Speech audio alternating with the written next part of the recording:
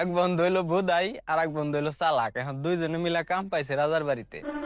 যেটা চালাক সেটা কাম পাইছে রাজার বাড়ির গুয়াইলে গরুর গোবর মোবর পরিষ্কার করব, গরুর দুধ মুধ দোয়াইবো। আর যে হালায় বোধাই ও হইলো চাকরি পাইছে কি মানে রাজার মেয়ের আশেপাশের সময় থাকা লাগবো, রাজার মেয়ের দেখাশোনা করা লাগবো। রাজার মেয়ে যখন ঘুমাইবো তখনও রাজার মেয়ের পাশে থাকা লাগবো। বুঝেন কত বড় গুরু দায়িত্ব পাইছে। এখন যেটা চালাক, বুঝছেন, ও তো সবসময় হিংসা করে, কর মতো একটা বোধাই ও যে এত সুন্দর একটা চাকরি পাইলো, সবসময় এত সুন্দর একটা ছেলের আশেপাশে থাকে। হ্যাঁ, এখন যেটা চালাক ও হলো মনে করেন আমার বন্ধু আকাশের চাইতেও বেশি পোংটা। ঠিক আছে, ওর মাথায় সবসময় মনে করেন জাইরা বুদ্ধি কিলবিল কিলবিল করে। এখন একদিন ওই বোধাই ডাক দিছে, কয় এদিকে আয়। গেছে, কয় আজকে রাইতে যায় হেরা রাজার মেয়ের গালে পিন দিয়ে দুইটা ছিদ্রি করবি। হ্যাঁ, তারপরে সাপ সাপ কয়ে চিৎকার দিবি, বুঝছা? अच्छा।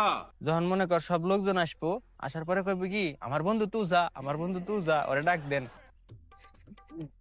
এখন যে কথা সেই কাম। সেই বোধাইটা রাজার মেয়ের গালে দুইটা পিন দিয়ে ছিদ্রি করে কয়, ও সাপ সাপ আইছে রে, সাপে কামড় দিছে। কয়ে চিল্লাইছে, লোকজন আইছে, আসার পরে সবাই কইতাছে, কয় আমার বন্ধু তুই যা, আমার বন্ধু তুই যা, ওরে ডাক দেন।